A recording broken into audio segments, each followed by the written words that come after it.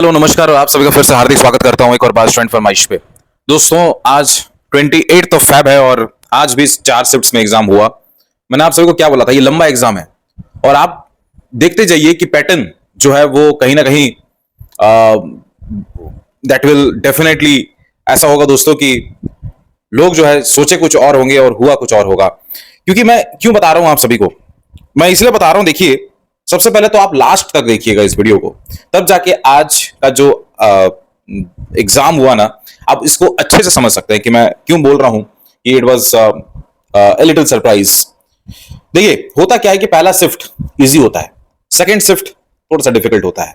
और हमने देखा लास्ट जो आपके 2 दिन में एग्जाम हुए हैं ना, 2 शिफ्ट्स, पहले 2 शिफ्ट्स थोड़े इजी रहे, उसके बाद लेवल ऑफ डिफिकल्टी जो वो बढ़ते जाता है। तो शिफ्ट थर्ड बहुत डिफिकल्ट माना जाता है और अक्सर होता भी है।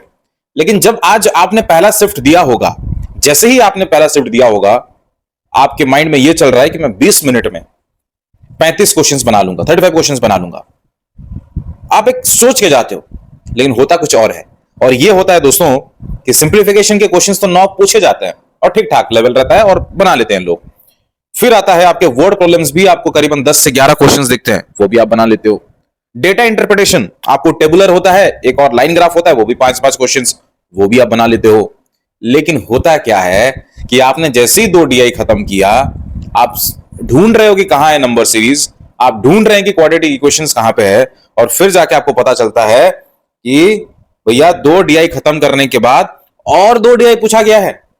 यानी कैसलेट DI भी आया था आज पहला शिफ्ट में, और उसमें भी ऐसा कि मिनी कैसलेट आया था, छोटा छोटा कैसलेट। ठीक, देखिए कैसलेट छोटा हो या बड़ा हो, कैसलेट एक रॉ डेटा दिया जाता है।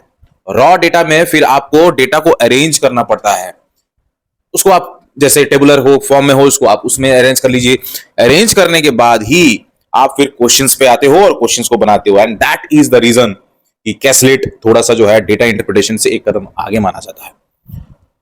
तो अगर मैं कैसलेट डेटा इंटरप्रिटेशन को बोलूं, दोनों को मिला दूं, और फिर 2 और DI यानी 4 DI पूछा गया था दोस्तों पहले शिफ्ट में। इजी था, ऐसा नहीं डिफिकल्ट था, लेकिन वही है ना कि आप जो सोच के गए थे वो हुआ नहीं, तो इसीलिए लोगों के अटेम्प्ट्स जो हैं वो थोड़े डाउन हो गए। और मैं आपको ये बता दूं, जो रीजनिंग भी अगर आप बात कर रहे हो, तो रीजनिंग में भी 4 से 5 पजल्स पूछे गए थे, और कंपेरिजन पजल आया था। अनसर्टेन लाइन का 15 लोगों का शायद था, वो एक पजल था, और एक मंथ बेस्ड पजल था, एक बॉक्स बेस्ड पजल था, एक सर्कुलर सेटिंग अरेंजमेंट था, और ये सब चीजें आपको पहले शिफ्ट में दिख गया। ठीक है, तो इसीलिए दोस्तों पहला शिफ्ट थोड़ा सा डिफिकल्ट था, आप कुछ भी बोलिए डिफिकल्ट था। सेकंड शिफ्ट की कहानी आपको बता देता हूं। सेकंड शिफ्ट में भी आपको डेटा इंटरप्रिटेशन पूछा गया, वो भी टेबुलर ग्राफ, लाइन ग्राफ। इसमें भी कैसलेट आया था, 2-2 मिनी कैसलेट डेटा इंटरप्रिटेशन आया था। इसमें भी वर्ड प्रॉब्लम्स था 9 से 10। फिर आप बोलोगे सर ठीक है, जो भी हुआ, सिंप्लीफिकेशन तो था, उसको तो बना लिए होंगे। लेकिन सिंप्लीफिकेशन था, लेकिन चीज ये है कि सिंप्लीफिकेशन डिफिकल्ट था।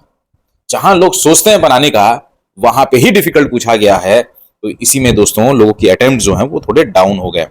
इसी में भी देखो सेकंड शिफ्ट की बात करूं तो डे बेस्ड पजल आया, फ्लोर बेस्ड पजल आया, पैरेलल सेटिंग अरेंजमेंट आया। तो इसमें 3 से 4 आपको क्वेश्चंस देखने को मिला था। थर्ड शिफ्ट इंग्लिश की बात करूं दोस्तों, इंग्लिश मैं अगर पहले 2 शिफ्ट्स की बात करूं तो जिसका मॉडरेट भी है, तो वो भी कहीं ना कहीं 18 से 20 क्वेश्चंस आराम से बना सकता है, और टेंशन लेने की दरकार नहीं। मैं अंत में बोलूंगा दोस्तों कि मेरे हिसाब से आज का दिन का सेफ अटेम्प्ट किया है, मैं आपको लास्ट में बता दूंगा। थर्ड शिफ्ट की बात करें दोस्तों, तो यहाँ पे कैसलेट 2 नहीं, एक ही आया, 2 डेटा इंटरप्रिटेशन आया, सिंप्लीफिकेशन के क्वेश्चन पूछे गए, और जो पजल्स थे वो square based, box based, floor based, uncertain number person, mixed series, letter series, pair formation, word based, ये सब आपको पूछा गया था। तो इसमें भी इजी था, ऐसा नहीं कोई डिफिकल्ट था। और फोर्थ शिफ्ट की बात करूं दोस्तों, तो मुझे लगता है आज का सबसे इजी शिफ्ट, कंपैरिजन करूं आज के सारे शिफ्ट्स का, तो फोर्थ शिफ्ट ही था। उसमें लोगों के अटेम्प्ट्स बढ़ गए, और जहां रॉन्ग नंबर सीरीज नहीं दिख रहा था, आज पहली बार फोर्थ शिफ्ट में रॉन्ग नंबर सीरीज देखने को मिला, वो भी सिर्फ आई थिंक 2 या 3 क्वेश्चन ही था। तो सिंप्लीफिकेशन के 9 क्वेश्चन थे, वर्ड प्रॉब्लम के 13 से 14 क्वेश्चन आपको पूछे गए, मल्टीपल बार ग्राफ था, और शायद इसमें कैसलेट DI नहीं था। तो पूरे दिन की कहानी अगर बताऊं तो मुझे लगता है, देखिए ऑब्वियस सी बात है कि ये जो आप एग्जाम दे रहे हैं ना, तो इसका कट ऑफ स्टेट वाइज निकलेगा।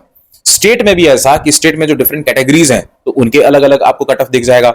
और स्टेट्स भी आप देखिए कि कुछ कुछ स्टेट्स में तो बम्पर वैकेंसीज है, उत्तर प्रदेश, बिहार, वेस्ट बंगाल, महाराष्ट्र, गुजरात, इनमें अगर आप देखेंगे तो अच्छे खासे वैकेंसीज हैं। तो इनमें हम अनुमान लगा सकते हैं कि कटअप जो है 4-5 मार्क्स कम जाना चाहिए। ठीक है। दूसरा ये है कि कर्नाटका, हिमाचल प्रदेश, फिर आपके आई थिंक पंजाब, उड़ीसा, छत्तीसगढ़, ये जो स्टेट्स हैं यहाँ पे थोड़े कम वैकेंसीज हैं, तो यहाँ पे कटअप जो है वो बढ़ने का पूरा आसार है। लेकिन फिर भी मैं आप सबको बता देता हूं कि 14,000 वैकेंसीज यानी 1.5 लाख लोगों के सिलेक्शन, ये आप मत भूलिए। अगर आप थोड़े बहुत भी मेहनत आप अच्छे से किए हैं ना, मुझे नहीं लगता कि मेंस में बैठने के लिए कोई आपको रोक देगा। मेंस में तो आप बैठोगे ही। जो बंदा 80 बना रहा है, 80 बनाने वाले भी एग्जाम देगा। जो 60 में भी बना के निकल जा रहा है, वो भी जाके मेंस का एग्जाम देगा। तो ऐसा मत सोचिए कि 80, ऐसा मत सोचिए कि 75, ऐसा सोचिए दोस्तों कि आपका जो स्टेट है उसमें वैकेंसीज कितना है और किस प्रकार का मेरा शिफ्ट था, क्योंकि नॉर्मलाइजेशन एक बड़ा फैक्टर काउंट करेगा। ठीक है। आप सोचिए ना, आज दोनों शिफ्ट्स को दोनों शिफ्ट्स को हार्ड बनाया गया, उसके बाद टफ बना दिया गया। पिछले 2 दिन की बात करें तो दोनों शिफ्ट्स इजी था, उसके बाद टफ आ गया। तो कहीं ना कहीं ये नॉर्मलाइज हो जाएगा। चीजें ऐसी होगी कि नॉर्मलाइज हो जाएगा। आप जो सोचे होंगे उससे शायद हो सकता है कि 2-4 मार्क्स ज्यादा मिले। आपने बहुत अच्छा अटेम्प्ट करा, हो सकता है कि 2-3 मार्क्स घट भी जाएं।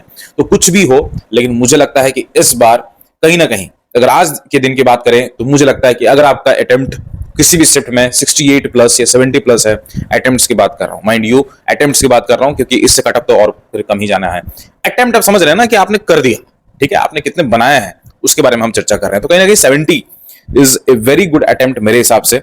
लेकिन बाकी जो भी है वो टाइम आएगा तो पता चल जाएगा। लेकिन फिर मैं आप सबको गुजारिश करता हूं कि कल भी एग्जाम है, आप इन सब चीजों पे मत जाओ कि आज का दिन ऐसा था तो कल भी ऐसा आ जाएगा। ऐसा नहीं हो रहा है, क्योंकि पहला शिफ्ट माना जाता है कि डिफिकल्ट नहीं होता है, लेकिन आज डिफिकल्ट हो गया था। तो डोंट प्रेडिक्ट। आपका काम है कि मेरिट के बेसिस में आपको क्वेश्चंस को अटेम्प्ट करना है। जो बन रहा है अच्छी बात है, जो नहीं बन रहा है दोस्तों थोड़ा कोशिश कर लीजिए, हो सकता है कि वो भी इजी हो। क्योंकि हम कैसेट को डिफिकल्ट समझ रहे थे, लेकिन लोगों का कहना है कि कैसेट इजी आ रहा है। ठीक है। तो आप अपने आप में जजमेंट करिए कि आपको कितने क्वेश्चंस बनाना है। ठीक है। बाकी मैं मुलाकात करता हूं आप सभी से नेक्स्ट वाली वीडियो पे। आप गाइडली का मॉक टेस्ट सब्सक्रिप्शन प्लान ले सकते हैं, मेरा कूपन कोड लगा सकते हैं SFY12 और आपको और एक्स्ट्रा 12% ऑफ दिख जाएगा। लिंक मैं डिस्क्रिप्शन बॉक्स में छोड़ दूंगा। लेकिन फिलहाल के लिए मैं आप सभी से इजाजत चाहता हूं। मुलाकात करता हूं नेक्स्ट वाले वीडियो पे। नमस्कार।